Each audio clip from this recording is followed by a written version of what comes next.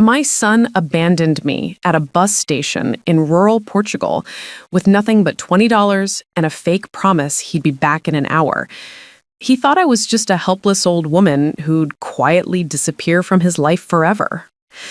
What he didn't know was that I'd spent 40 years as an international investigative journalist, and the investigation I launched from that tiny Portuguese village would destroy the carefully constructed life he'd built on lies and betrayal.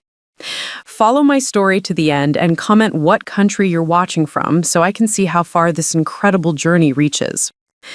At 70 years old, I thought I'd encountered every form of human cruelty imaginable. My name is Rosalind Blackwood, and after 4 decades working as an investigative journalist for major international news organizations, covering everything from political corruption in Buenos Aires to human trafficking rings in Eastern Europe, I believed I understood the depths to which people could sink when motivated by greed, fear, or desperation. I had interviewed war criminals who showed more humanity than corporate executives. I had sat across from dictators who demonstrated more loyalty to their families than some democratically elected officials showed to their constituents. In hotel rooms from Sarajevo to Somalia, I had typed stories about betrayals so profound they reshaped entire nations. But nothing in my extensive career had prepared me for the moment when my own son, Vincent Blackwood, would look me directly in the eye and choose to destroy me with the same calculated precision I'd once witnessed in the world's most ruthless criminals. The story begins in late February, during one of those gray London afternoons that make you forget the sun ever existed. I was sitting in my small flat in Hampstead, going through old photo albums and feeling the familiar weight of loneliness that had settled over my life since my husband Arthur's death 5 years earlier. The silence in the apartment was broken only by the occasional rumble of the Northern Line trains passing beneath the building. That's when my phone rang, displaying Vincent's name, a sight that had become increasingly rare over the past several years. "Mom," his voice carried an unusual warmth and excitement that I hadn't heard since he was a child, showing me a particularly impressive drawing or a good grade on a school exam. "I've been thinking about something, and I want to run it by you." Vincent had always been my miracle child. After years of fertility struggles, Arthur and I had nearly given up hope of having children when Vincent arrived, healthy and perfect, when I was 38.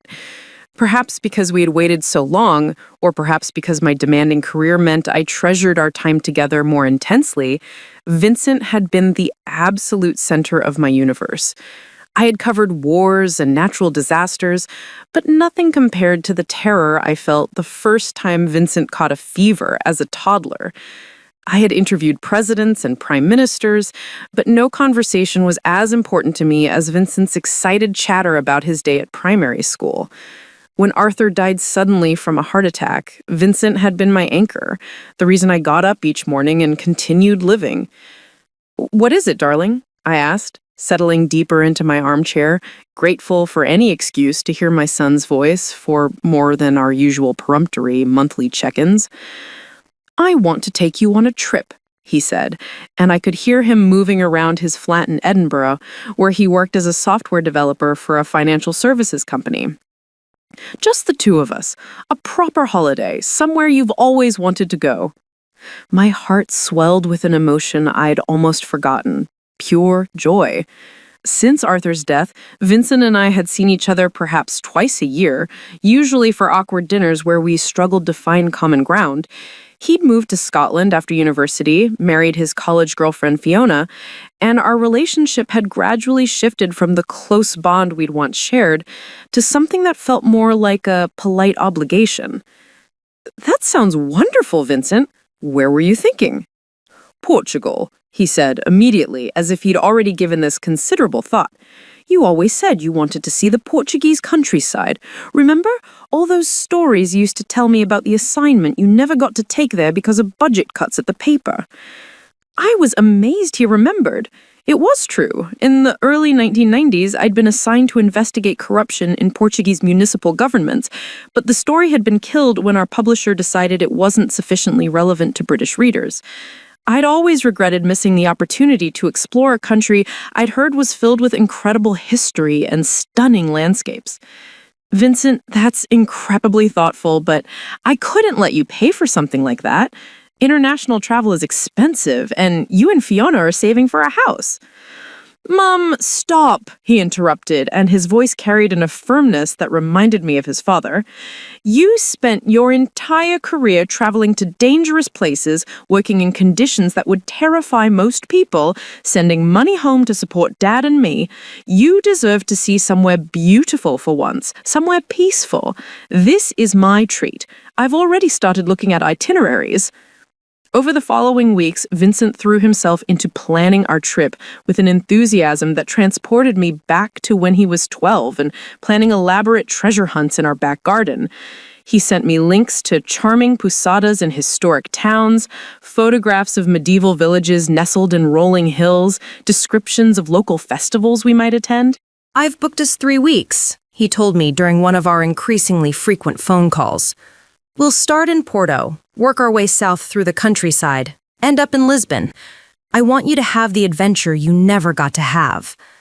I should have been suspicious of this sudden transformation in our relationship, this unexpected generosity from a son who had become increasingly distant over recent years. But the truth is, I was lonely, desperately, achingly lonely in a way that I'd never experienced, even during my most isolated assignments in remote corners of the world. When you're working as a foreign correspondent, solitude feels temporary and purposeful. You're alone because you're pursuing a story, uncovering truth, serving a greater purpose. But the loneliness of widowhood at 70 is different. It feels permanent, like a life sentence you never expected to receive. So when Vincent offered me this gift, this chance to reconnect with my son while exploring a beautiful country, I ignored the small voice in my head that questioned his motives. I told myself that people change, that perhaps losing his father had made Vincent realize how precious our relationship was. I convinced myself that his newfound attentiveness was a sign of maturity, not manipulation. We flew to Porto on a bright morning in early June. The flight was comfortable. Vincent had insisted on business class, claiming he'd gotten a deal through his company. And for the first time in years, I felt genuinely excited about the future, rather than simply resigned to it. The first week exceeded every expectation I'd harbored. Vincent was the perfect traveling companion, patient with my slower pace, genuinely interested in my stories about previous assignments, eager to explore local museums and historical sites. We wandered through Porto's narrow cobblestone streets, marveled at the azulejo tiles decorating ancient buildings, and spent lazy afternoons in sidewalk cafes watching Portuguese life unfold around us. In Coimbra, we toured the medieval university where Vincent listened attentively as I explained the historical significance of various architectural details, knowledge I'd accumulated during my years of research and travel. He took photographs of me standing in front of the Joaninha Library, claiming he wanted to document every moment of our adventure. "I should have done this years ago," he said one evening as we shared a bottle of Vinho Verde on the terrace of our hotel overlooking the Mondego River. "I forgot how interesting you are, Mum. All those stories, all those places you've been.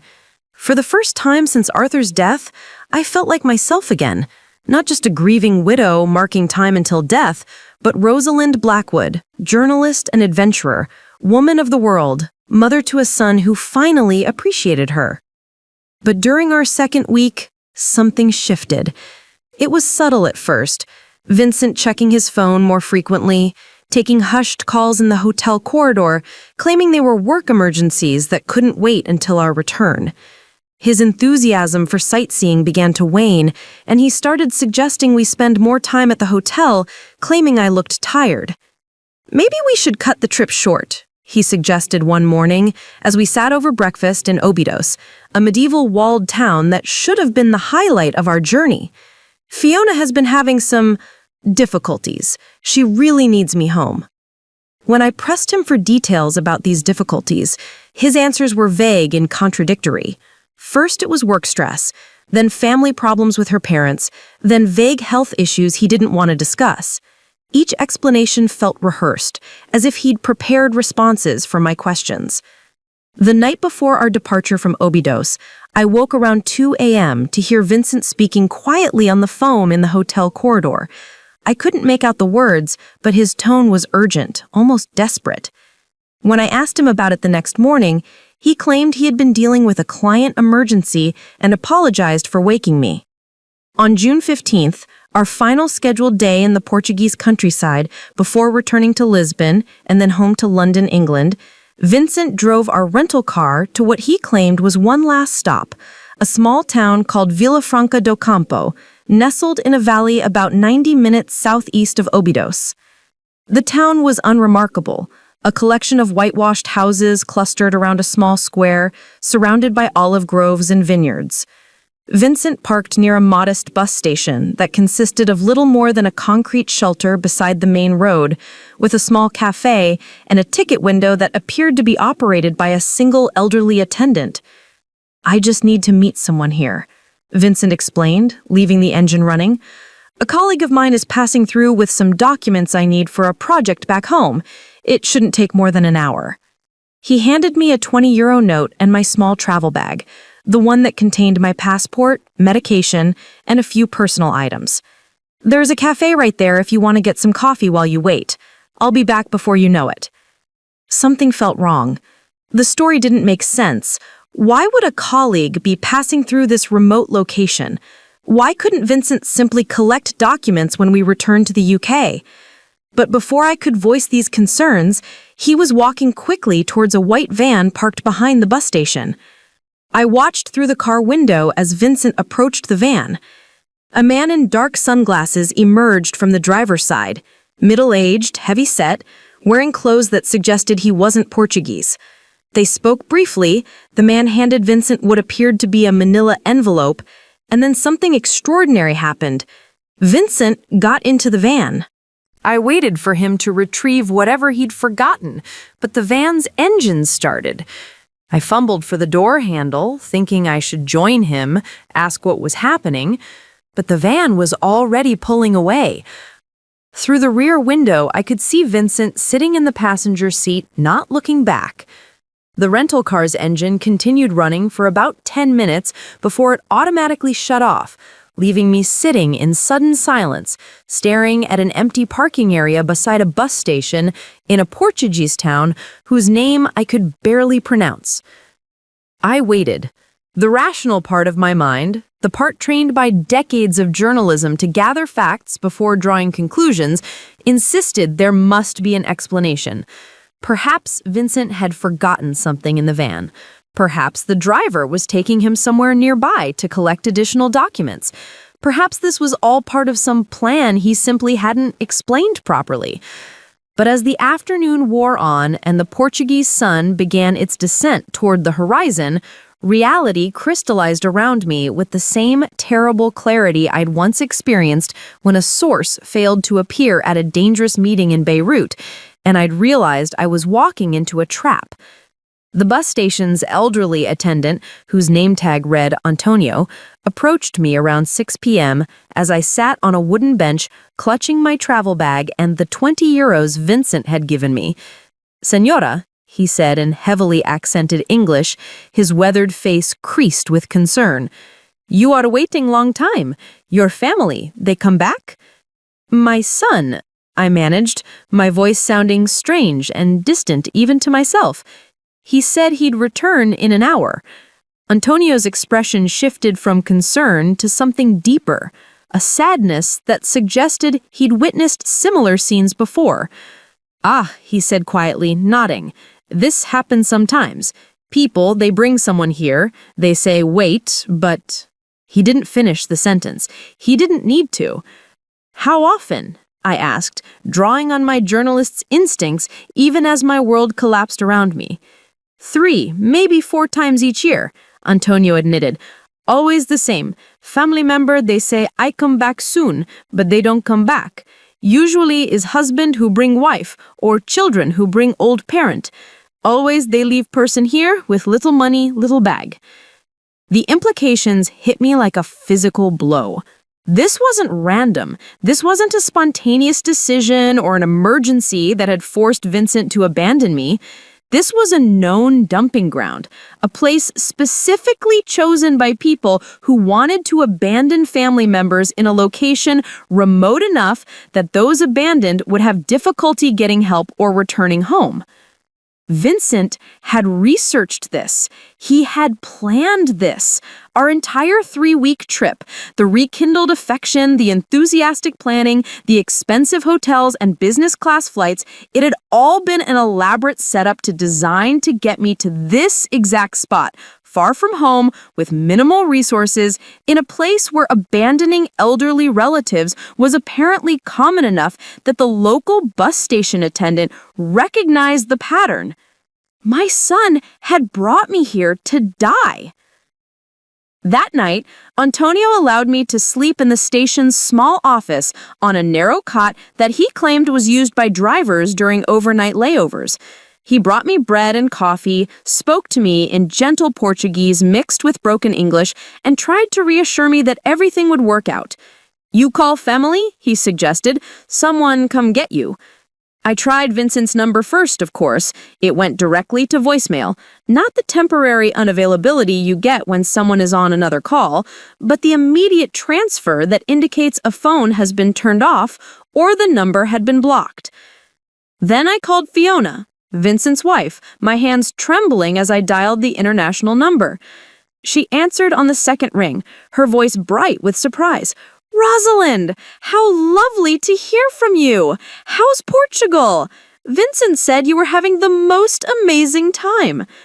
The casual cheerfulness in her voice told me everything I needed to know. Vincent had prepared for this call. "Fiona," I said carefully, "where does Vincent think I am right now?"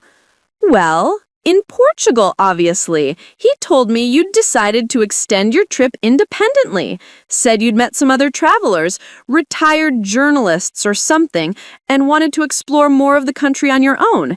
He seemed so pleased that you were being adventurous." Each word felt like another nail in my coffin. Vincent had constructed an entire alternative narrative to explain my absence. According to the story he had told his wife, I had chosen to remain in Portugal. I was having a wonderful time. My failure to return home would be seen as my decision, not his abandonment. "Fiona, that's not what happened. Vincent left me at a bus station 3 hours ago and drove away in a van with a stranger. I haven't heard from him since." The silence that followed lasted so long I wondered if the call had been disconnected. That can't be right," she finally said, but I could hear uncertainty creeping into her voice. "Vincent would never. Why would he do something like that?" "I don't know," I admitted, "but I'm stranded in a village called Villafranca do Campo with 20 euros and no way to get home. I need help." "Let me try to reach Vincent," Fiona said quickly. "There has to be some misunderstanding. Maybe he had an emergency. Maybe his phone died. Maybe—" But even as she offered these explanations, I could tell she was beginning to doubt them. The Vincent she knew might have many flaws, but he wasn't the type to abandon his elderly mother in a foreign country without explanation. After hanging up, I lay on Antonio's narrow cot, staring at the ceiling and trying to process what had happened to my life. 24 hours earlier, I had been Rosalind Blackwood, retired journalist, enjoying a lovely holiday with her devoted son. Now I was a 70-year-old woman, abandoned and nearly penniless in a remote Portuguese village, dependent on the kindness of a stranger who had seen this tragedy play out multiple times before. Vincent had planned this with the same meticulous attention to detail I had once applied to my most complex investigative stories. The extended trip to build my trust, the careful selection of a remote dumping ground, the preemptive explanation to Fiona about my supposed decision to travel independently, even the timing, abandoning me on our last day in the countryside when I would be furthest from major airports or cities with British consulates.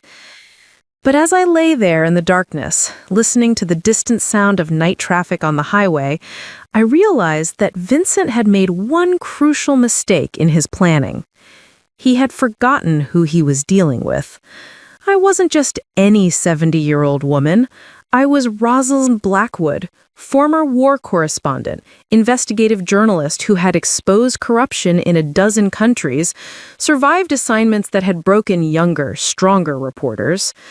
I had tracked down war criminals hiding in remote villages, uncovered money laundering operations spanning multiple continents, and brought down politicians who thought themselves untouchable.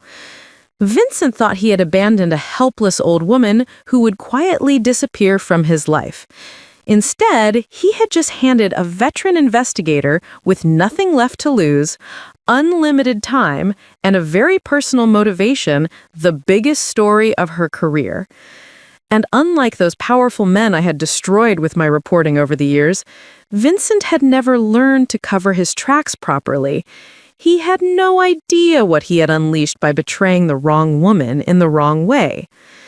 As I drifted off to sleep in that small Portuguese bus station, one thought burned in my mind with perfect clarity. Vincent wanted me gone from his life. Before this was over, he would beg me to come back. The hunt was about to begin.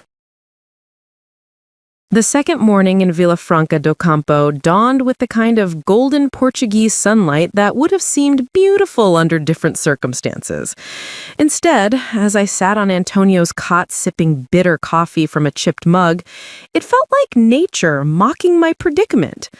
I had spent the night alternating between tears of betrayal and the cold, analytical thinking that had served me well during 40 years of investigative journalism.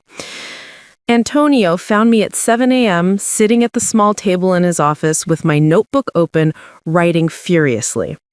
During my career, I had learned that the first rule of survival in any crisis was to document everything while the details remained fresh. Memory, I knew from experience, could be remarkably unreliable, especially when filtered through trauma and emotion. "Senora Rosalind," he said gently, setting down a plate of fresh bread and soft cheese. "You sleep okay?" "I've had better nights," I admitted, accepting the food gratefully. The 20 euros Vincent had left me would need to last until I've figured out how to get home, and I had no idea how long that might take. "Antonio, yesterday you mentioned this happens several times a year. Can you tell me more about that?" Antonio settled into the chair across from me, his weathered hands wrapped around his own coffee cup. In his 60s, he had the patient demeanor of a man who had seen enough of life's cruelties to develop a philosophical acceptance of human nature at its worst. "Is always the same story," he said, switching between Portuguese and English as he searched for the right words. "Family member, they bring someone here, they say, 'I come back in 1 hour, 2 hours,' but they don't come back. Sometimes is husband who leave wife, sometimes is children who leave parent, sometimes is parent who leave child, but that more rare." "And what happens to the people who are left here?" "Depends," Antonio shrugged sadly. "Some people, they have money for a bus ticket to Lisbon, they call family, they get help. Some people, they have no money, no family to call. Those people..." He trailed off, but his meaning was clear. I felt a chill, despite the morning warmth. How many people die here? Not die here exactly, but they get sick, they get confused, they wander into the countryside. He gestured toward the rolling hills that surrounded the village. Every year, maybe 2-3 people, they found dead in the olive groves, the vineyards. Always old people who nobody come back for. The casual way he delivered this information suggested it was an accepted part of life in Villafranca do Campo. This wasn't just a bus station. It was an unofficial disposal site for inconvenient family members, a place where the unwanted elderly were brought to die slowly and invisibly. Vincent hadn't just abandoned me. He had brought me to what was essentially a killing field. "But you help people," I observed, gesturing to the bread and coffee he had provided. "When I can," he nodded. "But I am just bus station attendant. I make maybe 400 euros each month. I cannot save everyone." After breakfast, I walked around Villafranca do Campo to assess my situation. The village was even smaller than it had appeared from the bus station, perhaps 200 residents, mostly elderly, with a single grocery store, a pharmacy, a post office, and 3 small restaurants that catered primarily to local farmers and the occasional lost tourist. The nearest city of any significant size was Santorin, about 50 kilometers to the east. A bus ran that route twice daily, but the fare was 18 euros, nearly all the money I had. Even if I could afford the ticket, Santorin was still 3 hours from Lisbon by train, and I would arrive there with essentially no resources. I needed a better plan. At the village's tiny internet cafe, really just 2 ancient computers in the back room of the post office, I used my credit card to purchase 30 minutes of connectivity. The connection was painfully slow, but it was enough to access my email and begin researching my options. My first email was to my bank in London, explaining that I had been abandoned abroad and requesting emergency assistance. Their automated response informed me that such requests required written documentation and could take up to 10 business days to process. 10 days I didn't have. My second email was to the British Embassy in Lisbon, detailing my situation and requesting immediate assistance for a stranded British citizen. Their automated response was even less helpful, directing me to their website's FAQ section about travel difficulties and suggesting I contact my travel insurance provider.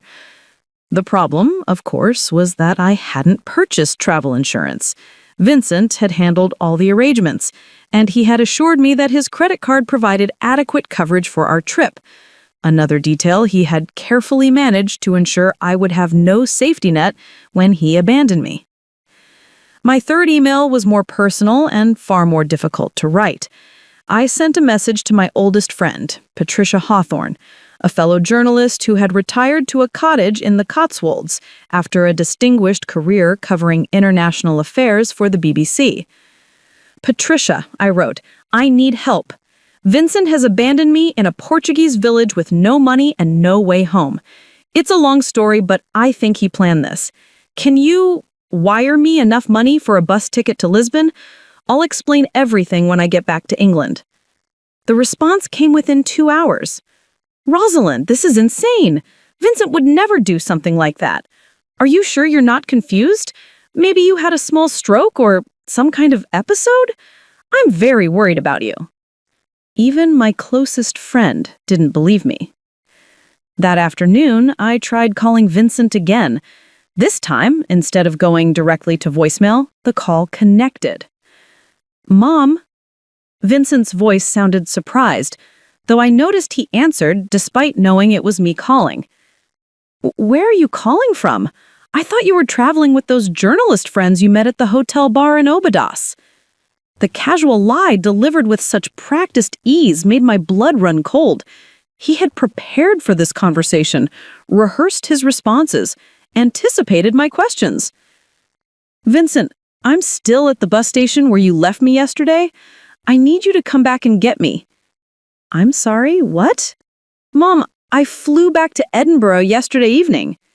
You told me you wanted to stay and explore more of Portugal on your own, don't you remember?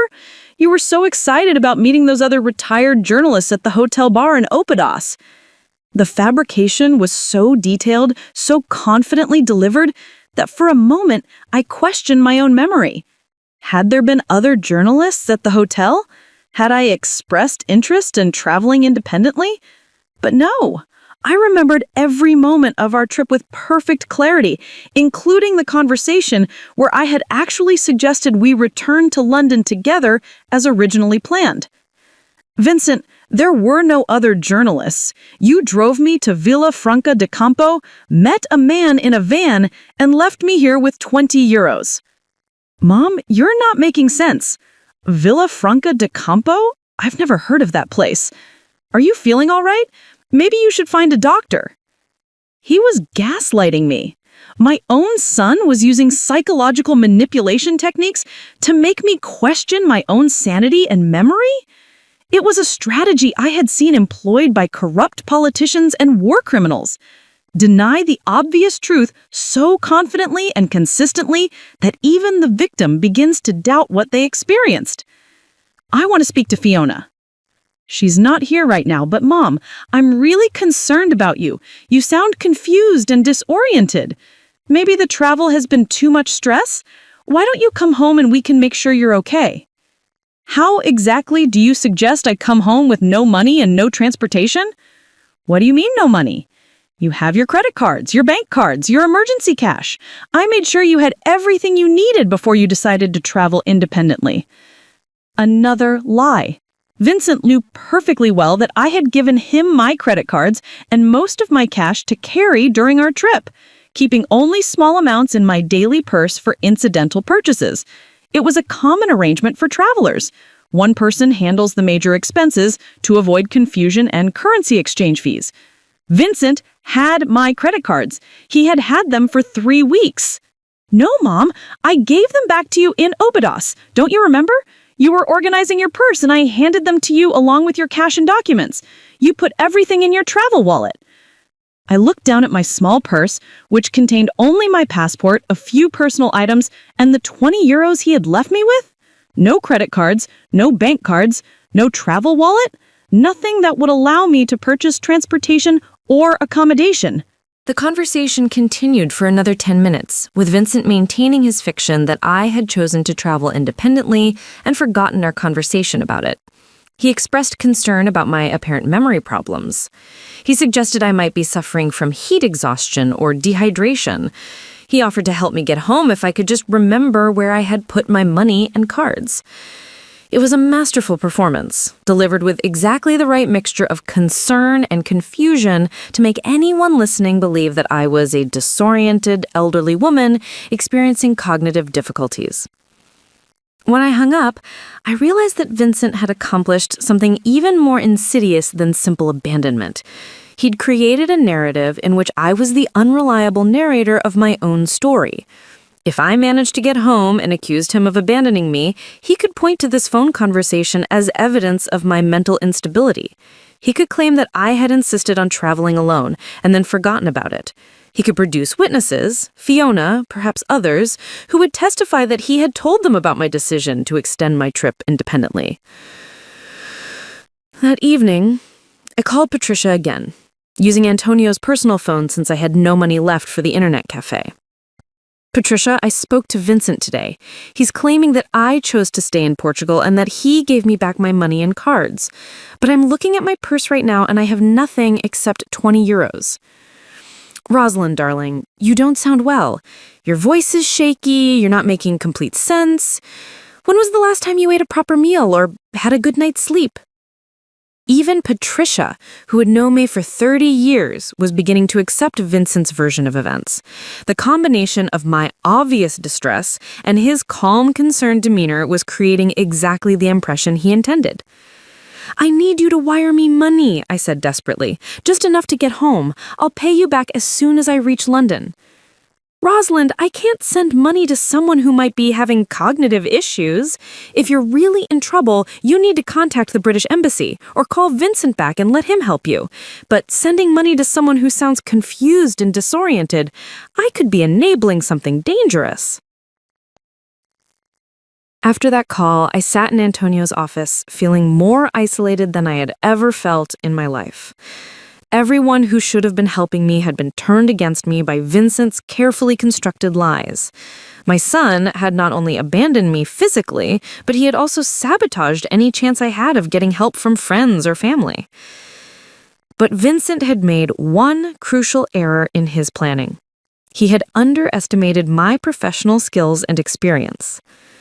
The next morning, I asked Antonio if I could use his computer for an hour in exchange for helping him organize his paperwork, a skill that proved valuable since his record-keeping was entirely in handwritten Portuguese ledgers that hadn't been properly filed in years.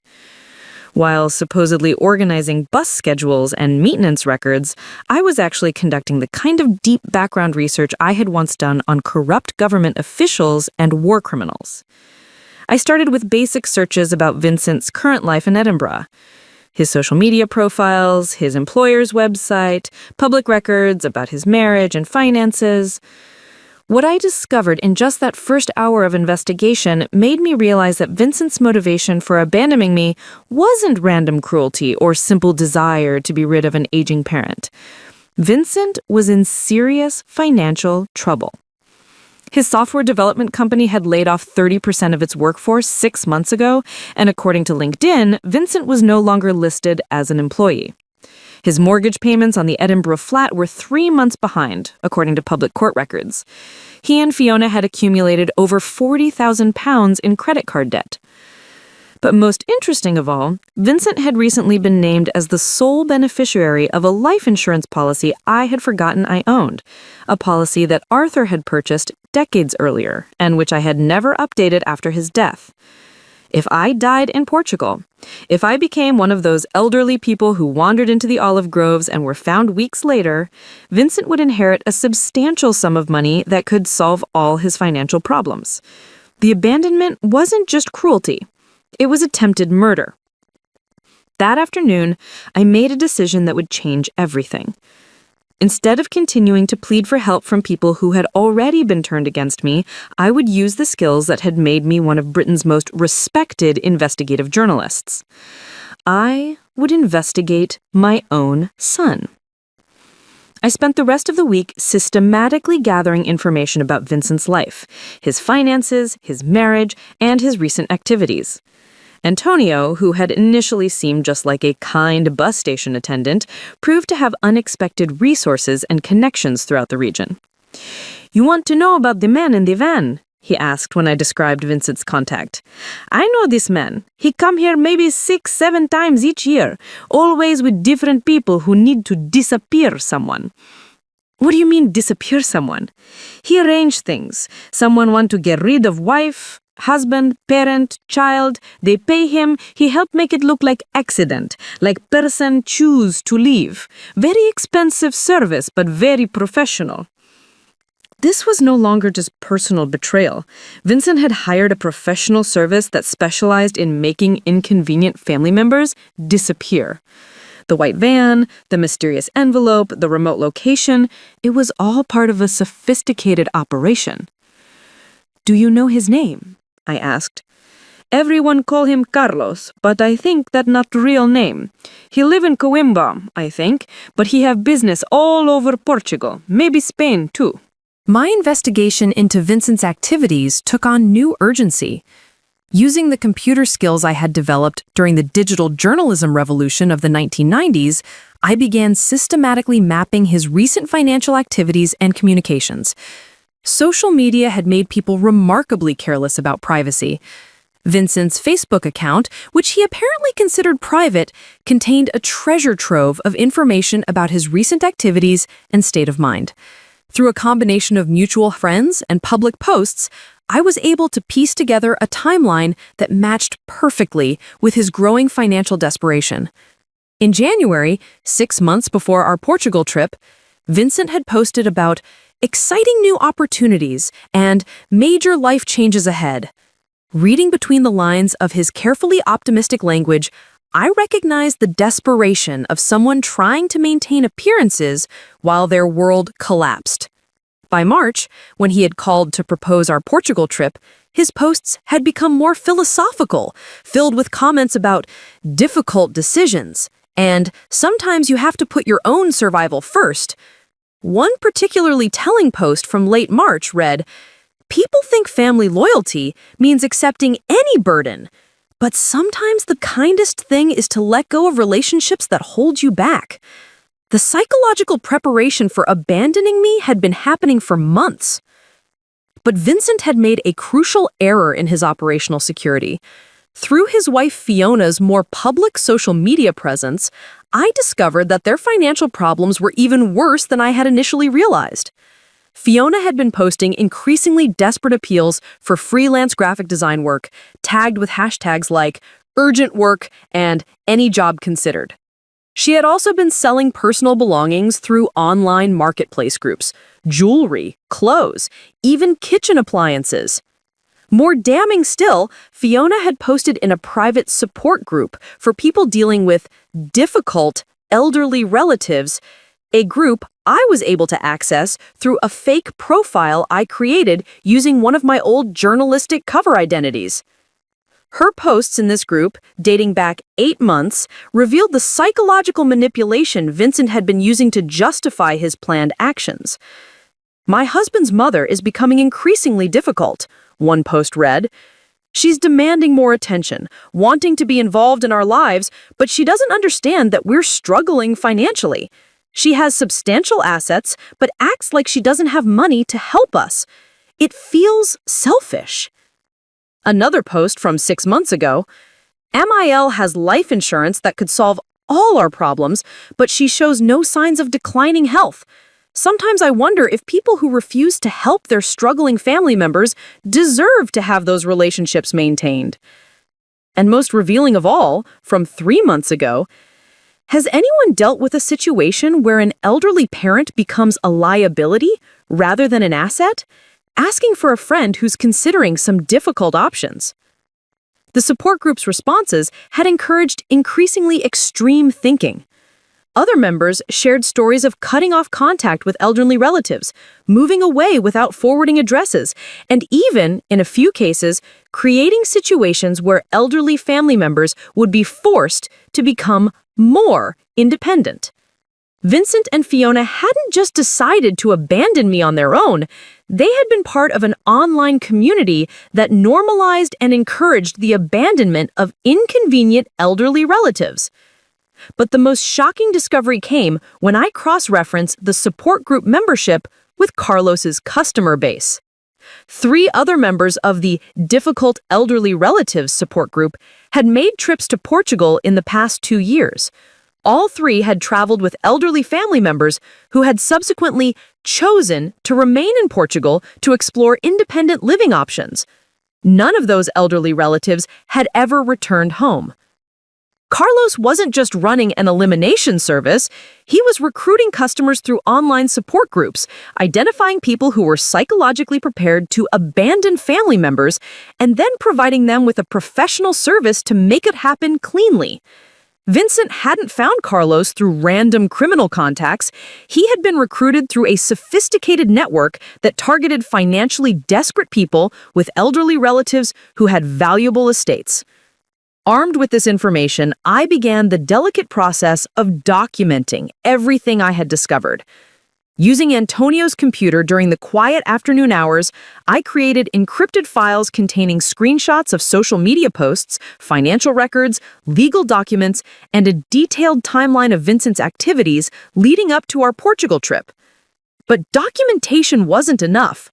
I needed proof of the ongoing criminal conspiracy, and I needed leverage that would force Vincent to face consequences for what he had done. The breakthrough came during my 3rd week in Vila Franca de Campo, when Antonio introduced me to his nephew, Miguel, who worked as a translator for the Portuguese civil police. "Miguel, tell me something very interesting," Antonio said one evening as we shared dinner at the local cafe.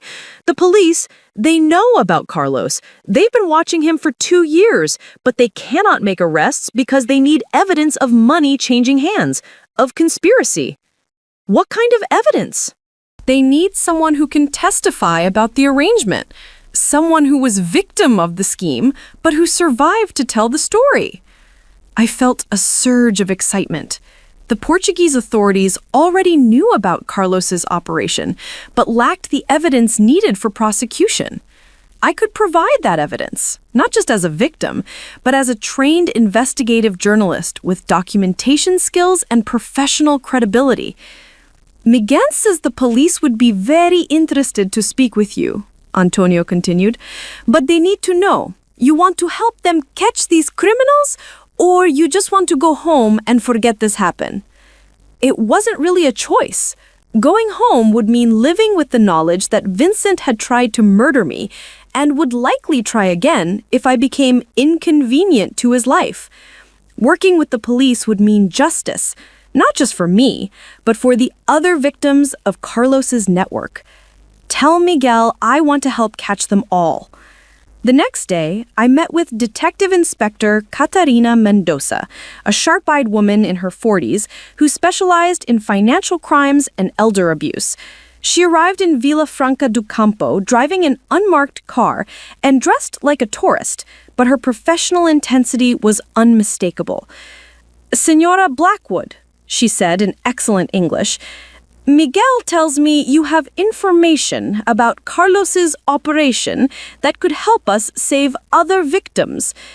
Over the course of a 4-hour interview, I provided Detective Mendoza with everything I had discovered about Vincent's involvement with Carlos's network, the online support groups that served as recruiting grounds, and the London legal firm that processed the resulting inheritance claims.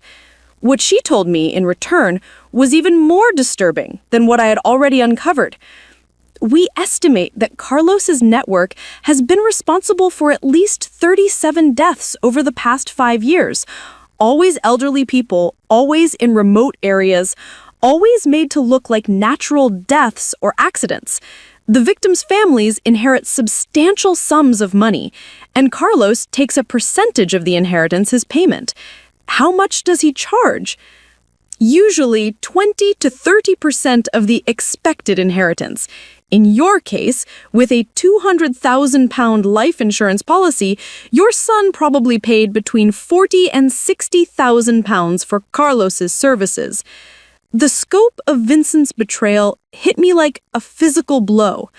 He hadn't just abandoned me. He had paid tens of thousands of pounds to have me killed, money he had somehow obtained despite his supposed financial difficulties. Where would Vincent get that kind of money if he was in financial trouble? Detective Mendoza smiled grimly. "That's something we're very interested in investigating. Often, people like your son commit other crimes to fund their payments to Carlos. Theft, fraud, embezzlement, whatever it takes to raise the money needed to eliminate their inconvenient relatives." She handed me a thick folder containing photographs and documents. "We'd like you to look at these and tell us if you recognize anyone or anything connected to your son's activities." The folder contained surveillance photographs of Carlos meeting with various clients over the past 2 years. Most of the faces were unfamiliar, but on the third page, I found something that made me gasp. Vincent wasn't alone in one of the photographs. He was standing next to Fiona and another man I didn't know, all three of them talking to Carlos outside a hotel in Coimbra. The timestamp on the photograph showed it had been taken 4 months ago, 2 months before Vincent had called to propose our Portugal trip. "Who is the third person?" I asked. "We believe that's James Morrison, a financial advisor from Edinburgh who has been helping Carlos's clients access their relatives' assets before the murders take place. He specializes in convincing elderly people to sign power of attorney documents or change their wills." The final piece of the puzzle clicked into place. Vincent hadn't just planned to kill me for my life insurance, he had also arranged for someone to help him access my other assets before my death, maximizing the financial benefit of my elimination. "Detective Mendoza," I said, my voice steady despite the rage burning in my chest, "what do you need me to do to help you catch them all?" Her smile was sharp and predatory. "Senora Blackwood, how would you feel about helping us set a trap?" The investigation had revealed the full scope of Vincent's betrayal. Now it was time to turn the tables and make him face justice. But first, I had a phone call to make to Edinburgh. It was time to let Vincent know that his plan had failed in ways he couldn't possibly imagine. The hunt was about to become personal in ways that would haunt Vincent for the rest of his life. And this time, I would be the one setting the terms of engagement. The morning of July 8th marked exactly 3 weeks since Vincent had abandoned me in Villafranca do Campo.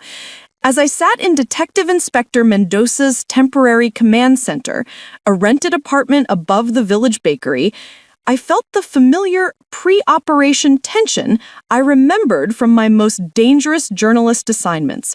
Today, we would spring the trap that had taken 2 weeks to construct. "Your son thinks you're dead," Detective Mendoza said, adjusting the recording equipment one final time.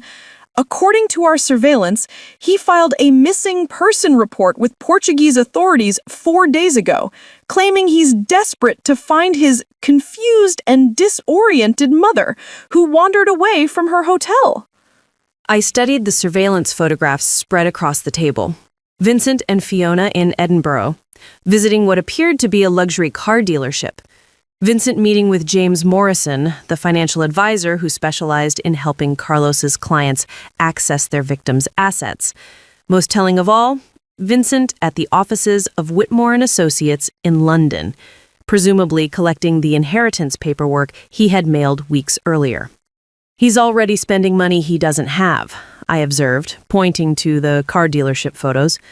Classic behavior of someone who believes a major windfall is imminent. The psychological profile fits perfectly, agreed Dr. Sofia Carvalho, the criminal psychologist who had joined our operation. Vincent has compartmentalized his guilt by convincing himself that your death was inevitable, and that he's simply managing the practical consequences.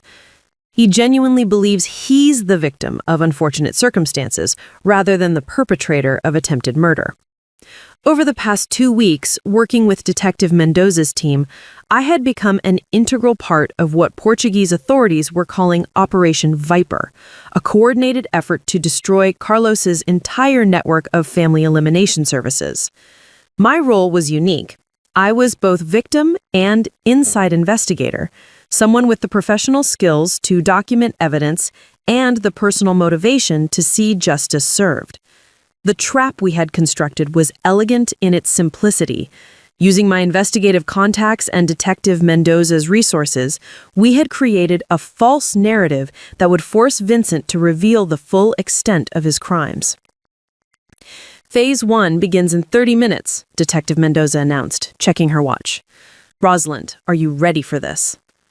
I looked down at the Portuguese death certificate we had created, an official-looking document stating that Rosalind Blackwood, age 70, had died of exposure in the hills outside Vila Franca do Campo. It was completely fabricated, but it looked authentic enough to convince someone who wanted to believe it was real. I've been ready for 3 weeks, I replied. The first call went to Patricia Hawthorne, my oldest friend in London. Using a voice modulation device that made me sound like a Portuguese official, I delivered the news with appropriate solemnity. Mrs. Hawthorne, this is Inspector Luis Pereira with the Portuguese National Police. I'm calling about your friend, Rosalind Blackwood. I'm afraid I have very sad news to share. Patricia's gasp was audible even through the poor international connection. Oh God, what's happened? Mrs. Blackwood was found deceased 3 days ago in a rural area near the village of Vila Franca do Campo. It appears she became lost while hiking alone and died of exposure. I understand you were one of her emergency contacts. This can't be right, Patricia said, her voice shaking. Rosalind was traveling with her son. They were supposed to be together. According to our investigation, Mrs. Blackwood had chosen to travel independently for the final portion of her trip. Her son returned to the UK several weeks ago. We have been trying to contact him, but have not been successful. I'll contact Vincent immediately. Oh, poor Rosalind. She must have been so frightened and alone. The second call went to Fiona, Vincent's wife. This time, I used my normal voice, but called from a number that would appear to be from the Portuguese police. Mrs. Blackwood, this is Detective Carlos Silva with the Portuguese National Police.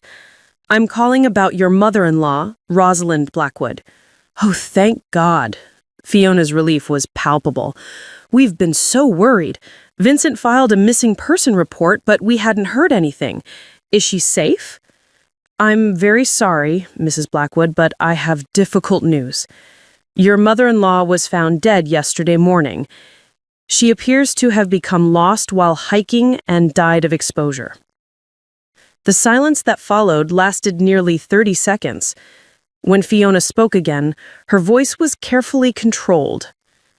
I need to tell Vincent immediately. How do we handle the arrangements? We will need family members to come to Portugal to identify the body and complete the necessary paperwork. There will also be an inquest, as is standard in cases where tourists die under unusual circumstances. Unusual circumstances? Mrs. Blackwood was found with no identification, no money, and no clear explanation for how she came to be in such a remote area. We need to understand what happened during her final days. After ending that call, Detective Mendoza and her team began monitoring Vincent and Fiona's communications.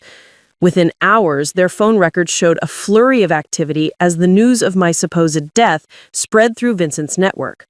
The most revealing conversations were between Vincent and James Morrison, the financial advisor who had been helping him prepare to claim my inheritance. "The old woman is finally dead," Vincent's voice came through clearly on the surveillance recordings. "Natural death, exposure in the countryside, exactly like Carlos promised. No investigation, no questions about foul play." "And the timeline matches what we discussed?" Morrison asked. "Perfect timing. She's been missing for just long enough to establish that she was confused and disoriented, but not so long that anyone questions why I didn't search for her more actively. Carlos really knows his business." "What about the Portuguese police? Any complications?" Nothing we can't handle. I'm flying to Lisbon tomorrow to deal with the formalities. Once we get the death certificate, we can begin processing the insurance claim. But the most damning conversation was between Vincent and Fiona, recorded in their Edinburgh flat later that evening. "I can't believe she's actually gone," Fiona said, though her tone suggested relief rather than grief. "It was inevitable," Vincent replied. "Mother was becoming increasingly dependent and demanding. If we hadn't taken action, she would have continued draining our resources while offering nothing in return." "Do you think anyone will investigate how she ended up alone in the countryside?" Carlos assured me that Portuguese authorities see this kind of thing regularly. Elderly tourists who become confused and wander away from their groups. The local police don't have the resources or motivation to investigate every death of a foreign national. "And the money? 200,000 from the life insurance, plus whatever we can recover from her flat and savings accounts. More than enough to solve our problems and start fresh. I just hope no one connects us to what happened." Vincent's laugh was cold and calculating. "Mother chose to extend her trip independently. Everyone knows that. Patricia, the hotel staff in Obidos, even Mother's own phone calls confirmed it. We're the grieving family members who tried to help a stubborn elderly woman who insisted on traveling alone despite her obvious cognitive decline." Listening to my son celebrate my supposed death while planning to profit from it was one of the most painful experiences of my life. But it was also exactly the evidence Detective Mendoza needed to prove premeditated murder and conspiracy. "We have them," she said after reviewing the recordings. "Vincent has just confessed to conspiracy, murder for hire, and fraud. When he arrives in Portugal tomorrow, we'll have enough evidence to charge him with capital crimes." But I had a different plan in mind. "Detective Mendoza, I want to be there when you arrest him. I want Vincent to see my face when he realizes his plan has failed." "That would be highly irregular." I interrupted. "This is personal. Vincent tried to murder me, stole my money, and left me to die in a foreign country. He's spent the past month celebrating my death and planning how to spend my inheritance. I've earned the right to see his face when his world collapses." Dr. Carvalho supported my request. From a psychological perspective, it would be interesting to observe Vincent's reaction to discovering that his victim is not only alive, but has been actively working to destroy him. The cognitive dissonance could be quite revealing. Detective Mendoza finally agreed, with conditions. "You can be present during the arrest, but you must follow our security protocols exactly. No improvisation, no emotional outbursts, no deviation from the plan." Vincent's flight arrived at Lisbon Airport at 2:30 p.m. the following afternoon. Our surveillance team tracked him as he took a taxi to a hotel near the city center, checked in using a credit card that we knew he couldn't afford, and made several calls to James Morrison and Carlos. At 6 p.m., Vincent arrived at the address where he believed he would meet Portuguese officials to discuss my death and claim my body. Instead, he walked into a conference room at Portuguese National Police headquarters, where Detective Mendoza and I were waiting for him. The look on Vincent's face when he saw me sitting alive and healthy at the conference table was something I will remember for the rest of my life. His expressions cycled through confusion, shock, disbelief, and finally pure terror as he realized what had happened. "Hello, Vincent," I said calmly. "Surprised to see me?" "Mom?" His voice was barely a whisper. But you're dead. They told me you were dead." "They told you what we wanted you to hear," Detective Mendoza interjected, rising from her chair. "Mr. Blackwood, you are under arrest for conspiracy to commit murder, elder abuse, fraud, and money laundering." As Portuguese officers moved to restrain him, Vincent's shock transformed into desperate anger. "This is impossible! Mother was confused, disoriented, suffering from dementia. She wandered away from her hotel and died in the countryside." "Actually," I said, standing up and facing my son directly, "I've been living in Vila Franca do Campo for the past month, working with Portuguese police to document your entire criminal operation. Every conversation you've had with Carlos, every meeting with James Morrison, every celebration of my supposed death, we have it all recorded." Vincent's face went completely white. You've been alive this whole time?" "I've been very much alive and very busy destroying the network of criminals you hired to murder me. Carlos was arrested this morning. James Morrison is currently in custody in Edinburgh. Fiona is being questioned by Scottish police. And you, Vincent, are going to spend the next 20 years in prison." "But the missing person report, I was worried about you. I tried to find you." Detective Mendoza placed a recording device on the table. "Would you like to hear what you really said about your mother's death, Mr. Blackwood?" She pressed play and Vincent's own voice filled the room. "The old woman is finally dead. Natural death, exposure in the countryside, exactly like Carlos promised." As the full scope of his situation became clear, Vincent collapsed into a chair, his breathing rapid and shallow. The confident, manipulative man who had abandoned me in a bus station was gone, replaced by a panicked child facing consequences he had never imagined possible. "How?" he whispered. "How did you survive? How did you figure it out?" "Vincent," I said, my voice steady and cold, "you made one crucial mistake. You forgot that I spent 40 years as an investigative journalist. Did you really think I wouldn't be able to uncover a criminal conspiracy? Did you imagine I'd simply lie down and die because you wanted me to?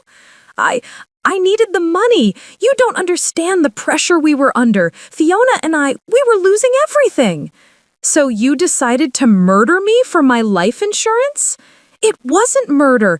Carlos said it would look natural, like an accident. You would have died peacefully, without suffering." "Vincent," I said, leaning forward, "do you know what the mortality rate is for 70-year-old women abandoned without resources in rural Portugal? Do you know how many people die of exposure, dehydration, or simply getting lost in the countryside every year?" He stared at me without answering. According to Detective Mendoza's statistics, Carlos's operation has killed at least 37 elderly people over the past 5 years. You paid him £60,000 to add me to that list. Where did you get £60,000, Vincent? I took a loan against the house. You mortgaged your home to pay for my murder? The silence that followed was broken only by the sound of Vincent's labored breathing.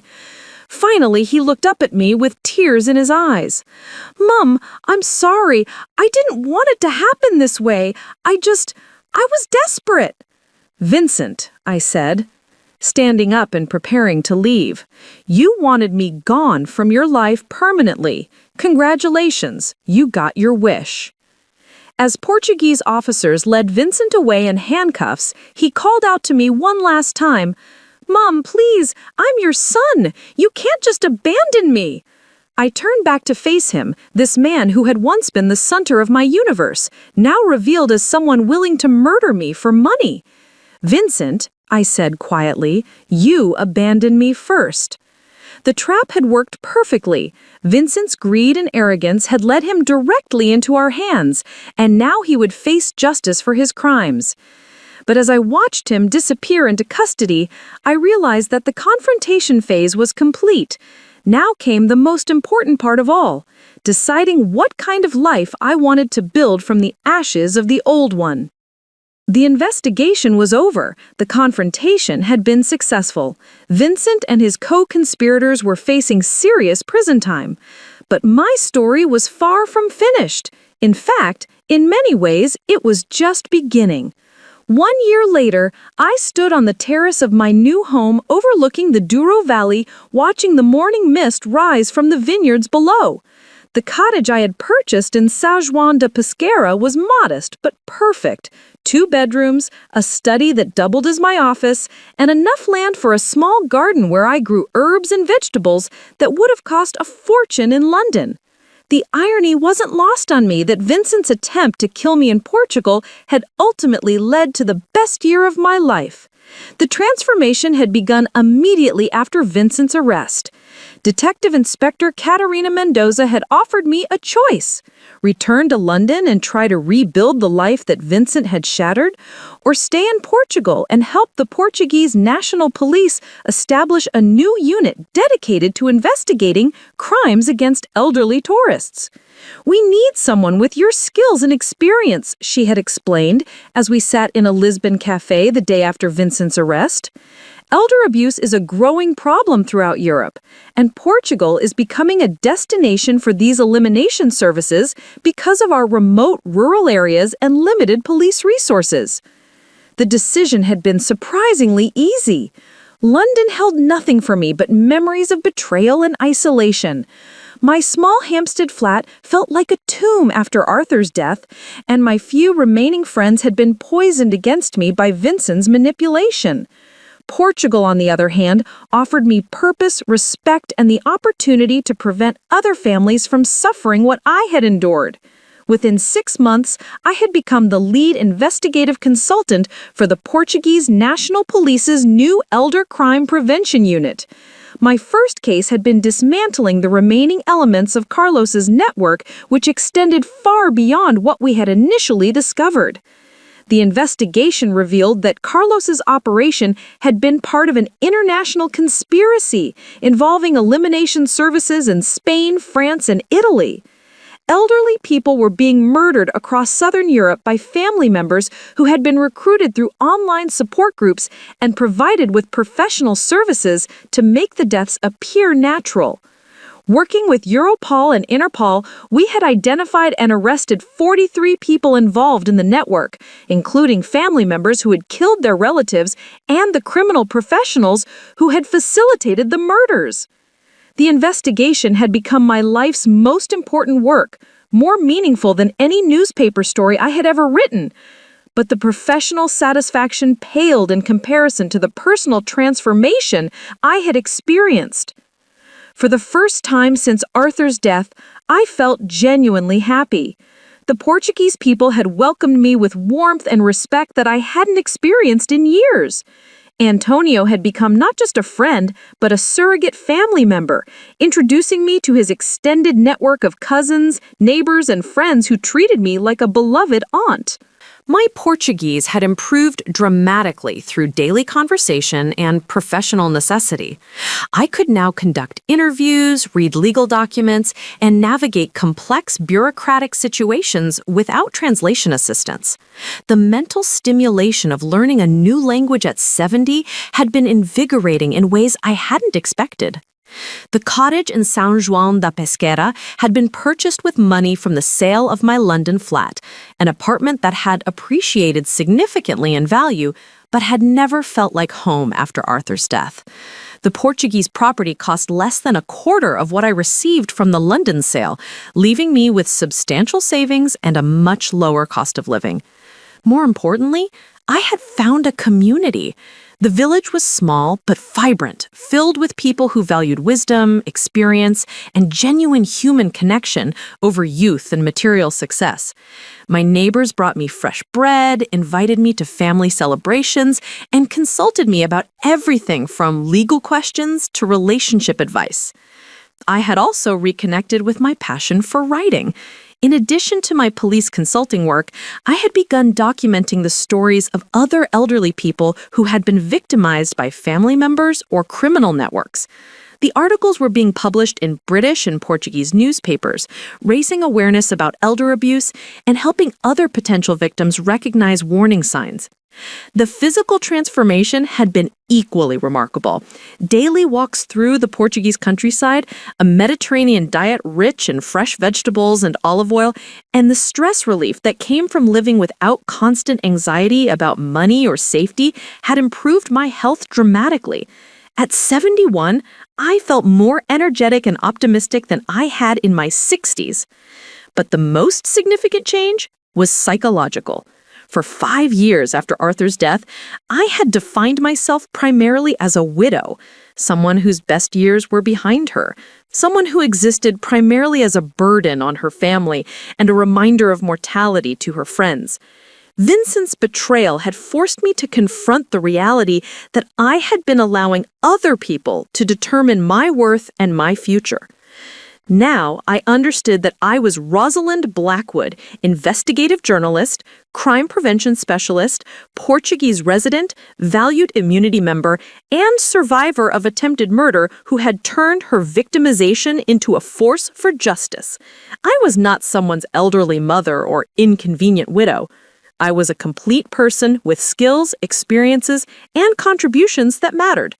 The phone call came on a gray February afternoon, exactly 1 year and 8 months after Vincent had abandoned me at the Vila Franca do Campo bus station. I was in my study, reviewing case files for the Elder Crime Prevention Unit, when my Portuguese mobile phone displayed an unfamiliar international number. Rosalind Blackwood, I answered in English, recognizing the UK country code. Mum, is this really you? Vincent's voice was barely recognizable, hoarse, desperate, and completely different from the confident manipulation I remembered.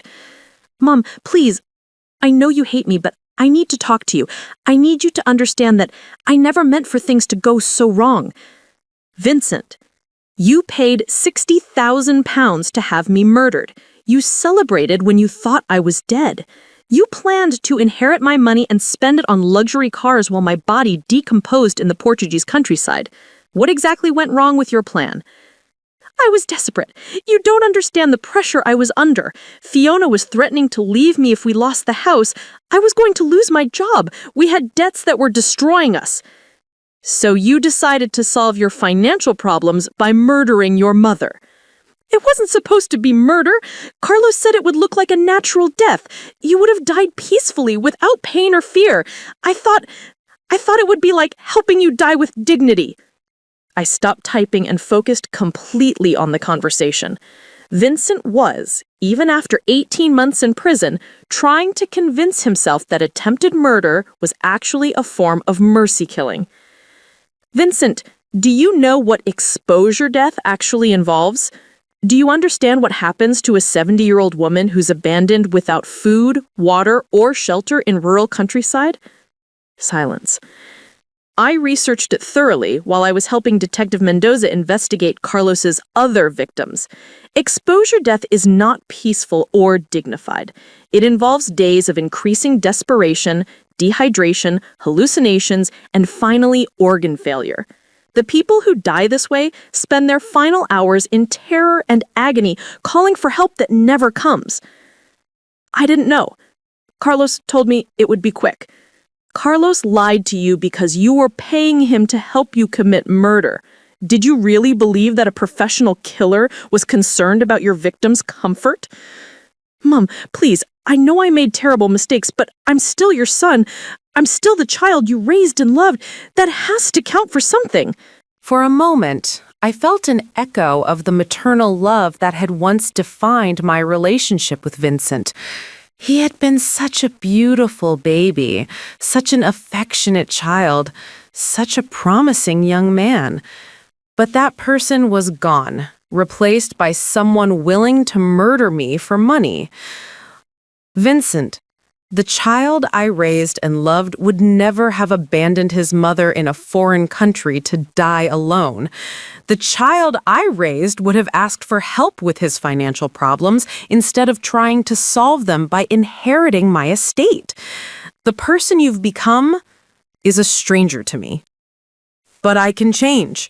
Prison has shown me how wrong I was. I've been going to therapy, talking to counselors, learning about the psychological factors that led me to make such horrible decisions. I want to make amends. How exactly do you propose to make amends for attempted murder? I want you to come home, Mum. I want us to rebuild our relationship. I want to prove that I can be the son you deserve. I almost laughed.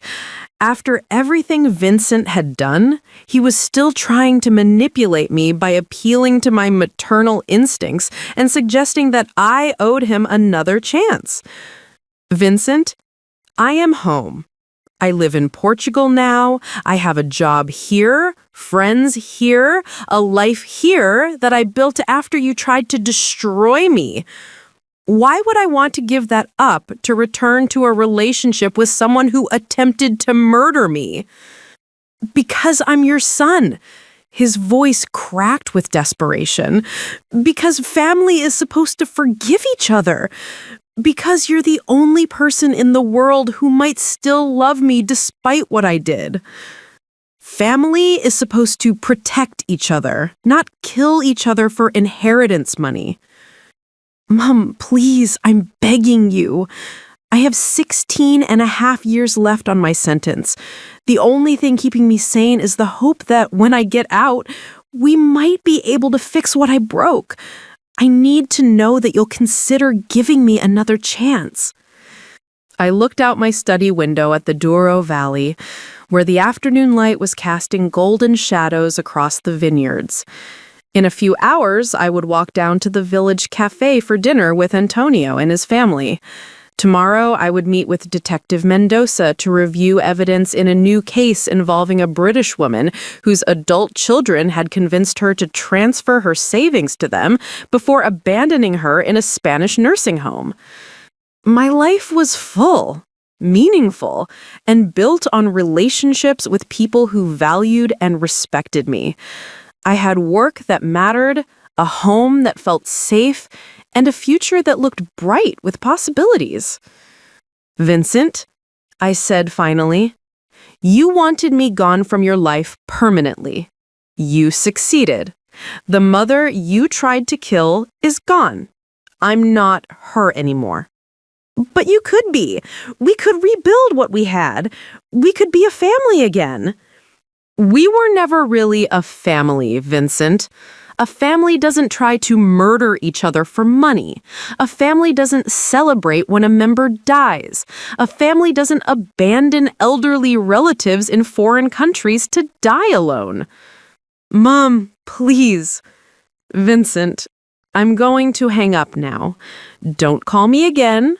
If you want to make amends for what you did, spend your prison sentence learning how to be a better person. But do it for yourself, not for me. We're finished. Mom, wait. I love you. I've always loved you. That has to mean something. I paused for a moment, thinking about the different kinds of love that exist in the world. There was the love I had felt for Vincent when he was a child. Protective, nurturing, unconditional. There was the love that Arthur and I had shared, partnership, mutual respect, genuine care for each other's well-being. And there was the love I had discovered for myself over the past year. self-respect, appreciation for my own worth, refusal to accept treatment that diminished my dignity. Vincent, I said quietly, if you loved me, you wouldn't have tried to kill me. What you felt was possession, not love. Love doesn't try to eliminate the beloved when they become inconvenient. But I can learn to love you properly. I can change. Perhaps you can, but you'll have to do it without me. I've spent too many years being defined by my relationship to other people, as Arthur's wife, as your mother, as someone whose value was determined by how useful I was to others. I'm not going back to that life. So you're abandoning me, just like I abandon you? No, Vincent. Abandonment is what you did to me, leaving someone helpless in a dangerous situation with no resources or support. What I'm doing is choosing to live my life with people who value me. There's a difference. I hung up the phone and sat quietly in my study for several minutes, processing the conversation and my own emotional responses. I felt sad for the relationship Vincent and I might have had if he had been a different person. I felt angry about the years of my life that had been stolen by his betrayal. But mostly, I felt proud of the strength I had found to refuse his manipulation and maintain the boundaries I had established. That evening at the village cafe, Antonio asked me if I was feeling all right. "You seem thoughtful tonight," he observed as we shared a bottle of local wine. "Something happened today?" "My son called me from prison. He wants me to forgive him and rebuild our relationship when he's released." "And what did you tell him?" "I told him we were finished." Antonio nodded approvingly. "Good. Family who tried to kill you are not family anymore. You have better family here now." He was right. The people who had surrounded me with love and support over the past year were my real family, not because of blood or legal obligation, but because they had chosen to value and protect me. 6 months later, Detective Mendoza and I completed our investigation into the International Elder Elimination Network. Our work had resulted in the arrest of over 100 people across 7 countries and had saved an estimated 50 elderly people from being murdered by their own family members. The Portuguese government honored me with citizenship and a medal for public service. The European Union invited me to testify before Parliament about elder abuse prevention. British newspapers wrote feature articles about my transformation from abandoned victim to crime-fighting hero. But the recognition that meant the most to me came from the families of elderly people we had saved.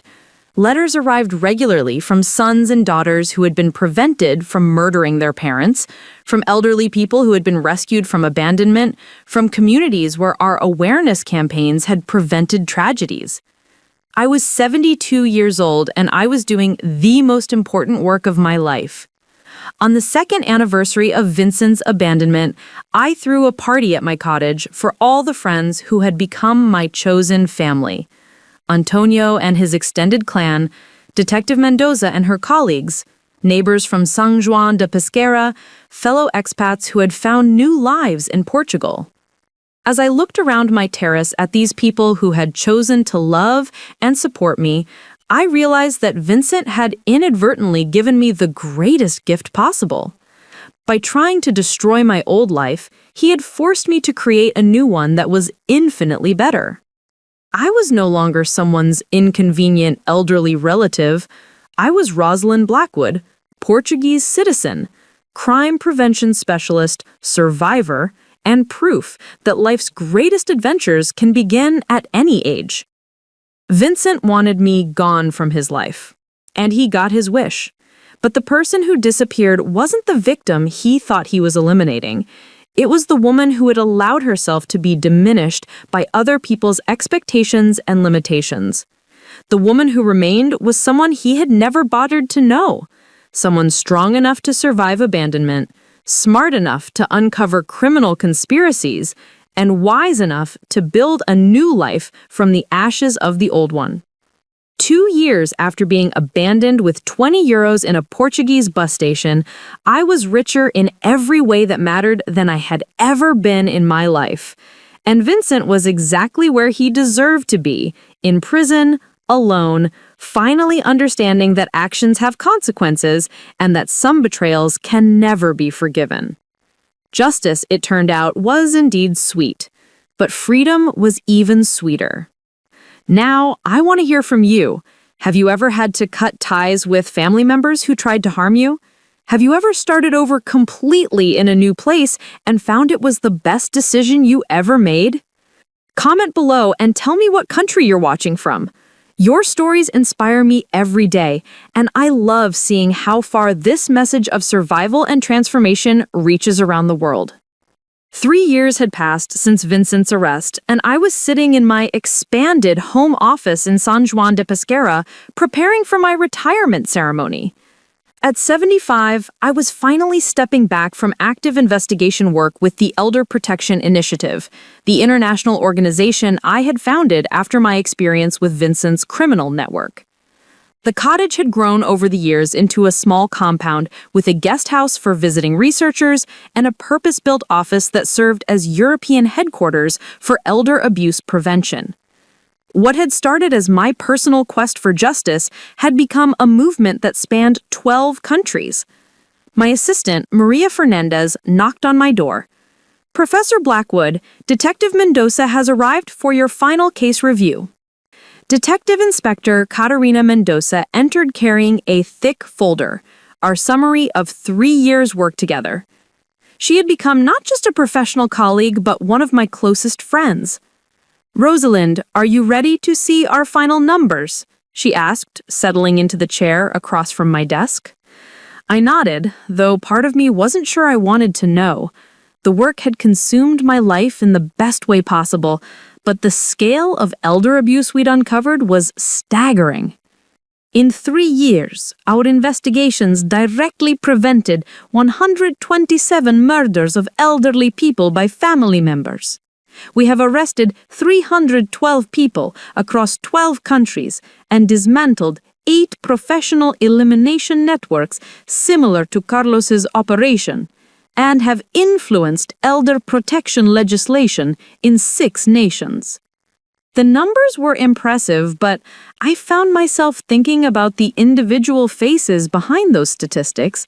Margaret and David Thornfield, the British couple who had sought my help 2 years ago. Ana Santos, the Portuguese widow whose children had planned to abandon her in the mountains. Heinrich Müller, the German businessman whose son had hired professionals to stage his accidental death. Each case was personal. Each elderly person saved felt like a small victory against the cruelty Vincent had shown me. "There's something else," Katerina continued, her tone becoming more serious. "I received a call from UK authorities yesterday. Vincent Blackwood was released from prison last week." I felt the familiar tightness in my chest that came whenever Vincent's name was mentioned. He had served 5 years of his original sentence, plus 2 additional years for the extortion attempt against me. Prison officials claimed he had been a model prisoner, participating in therapy programs and expressing remorse for his crimes. Has he attempted to contact me? Not yet. His parole conditions prohibit him from traveling internationally or contacting you directly. But Rosalind, I want you to be prepared.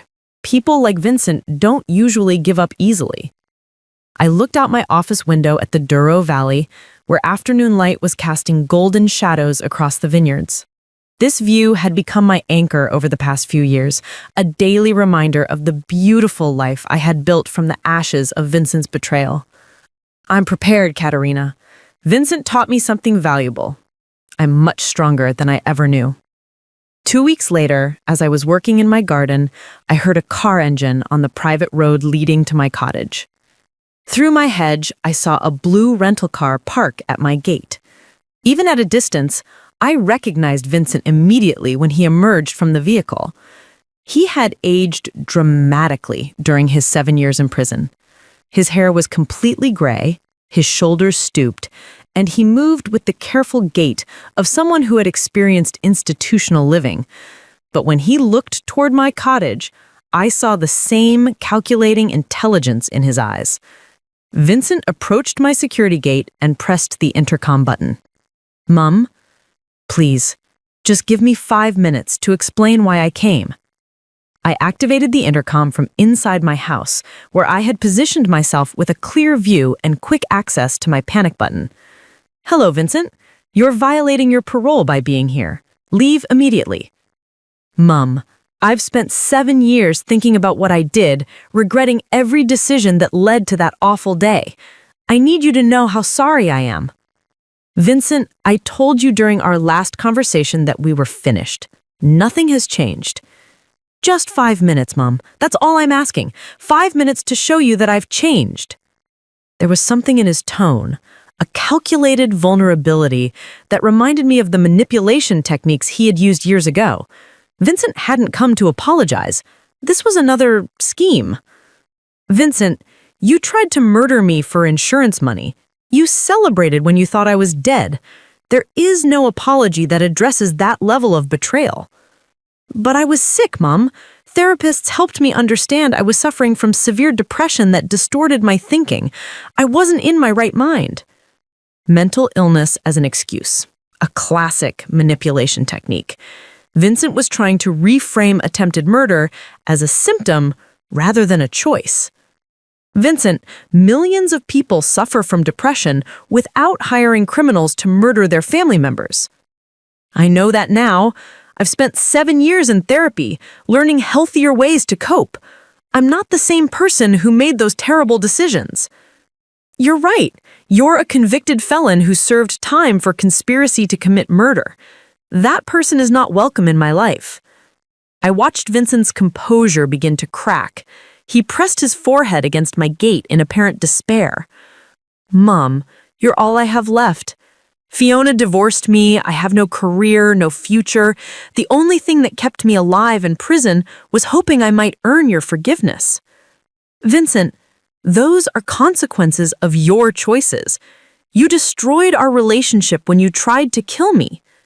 Vincent stepped back from the gate, and I could see him changing tactics. The vulnerable persona wasn't working. "Fine," he said, his voice becoming harder. "If you won't see me out of love, maybe you'll see me out of practical necessity." "What are you talking about?" "I know about your elder protection work. I know about the recognition you've received, the money you've made. More importantly, I know about the legal vulnerabilities in your situation." The threat was becoming explicit. Vincent had researched my current life and was preparing to use it against me. "You're a British citizen working in Portuguese law enforcement with access to sensitive information. There are privacy laws and international agreements governing that work. It would be unfortunate if regulatory authorities began investigating your procedures." I felt a chill of recognition. Vincent was threatening to attack my professional reputation I had spent years building. "What do you want, Vincent?" "A relationship. Financial support appropriate to your means. Recognition that family obligations don't disappear because of past misunderstandings." "Past misunderstandings? You tried to murder me." "That's one interpretation, but there are other ways to understand those events, especially given your age at the time. Memory is fragile, particularly for elderly people who experience trauma." Vincent was threatening to publicly question my mental competence and memory of events that had been legally proven. "Here's what I propose, Mum," he continued smoothly. "We meet monthly. You provide €2,000 monthly support. In return, I remain a loving son who speaks positively about our relationship. And if I refuse?" Then I become a tragic victim of false accusations who spent 7 years in prison because his mentally unstable mother fabricated conspiracy theories. Which story do you think the media will find more compelling? For the first time in years, I felt genuinely threatened. Not physically, but professionally. Vincent was attacking my life's work. "I need time to consider," I said finally. Take all the time you need. I'll be staying nearby. After Vincent left, I immediately called Katerina for an emergency consultation. He's trying to extort you, she said immediately. Everything he said constitutes criminal blackmail under Portuguese law. But could his threats actually damage my reputation? In the short term, possibly. Even baseless accusations create complications. But Rosalind, he's made a crucial error. Your security system recorded everything. That's evidence of attempted extortion. We developed a response strategy that night. When Vincent returned the next day, clearly expecting to negotiate his extortion terms, I was ready. Mum, have you considered my proposal? Yes, Vincent, I have an answer for you. I activated my security system's external speakers. Vincent Blackwood, you are under arrest for attempted extortion and parole violation. Vincent spun around as unmarked police vehicles emerged from concealed positions. Katerina and 4 officers approached with weapons drawn. This is impossible. I haven't done anything illegal. Everything you said yesterday was recorded. You made explicit threats to damage my reputation unless I paid extortion fees. That's a felony. As officers handcuffed Vincent, he looked toward my cottage with pure hatred. This isn't over, Mom. You can't keep running from family responsibility. Actually, Vincent, it is over. You're going back to prison. Katerina approached after Vincent was secured. His UK parole officer has been notified. Vincent violated his release terms by traveling internationally and threatening a victim. He'll serve his remaining sentence plus additional time for new charges. How long? Probably 10 to 12 years total. As the police vehicles disappeared, I felt profound finality. Vincent had proven he remained the same person who had tried to murder me. Some people simply cannot change. 6 months later, Vincent was sentenced to an additional 10 years for extortion and parole violations. He would be 67 when next eligible for release. I felt no satisfaction in his punishment, but profound relief that he could no longer threaten me. At 76, I officially retired from active casework, though I continued mentoring younger investigators. My final statistics: 127 murders prevented, 312 arrests, legislation changed in 6 countries.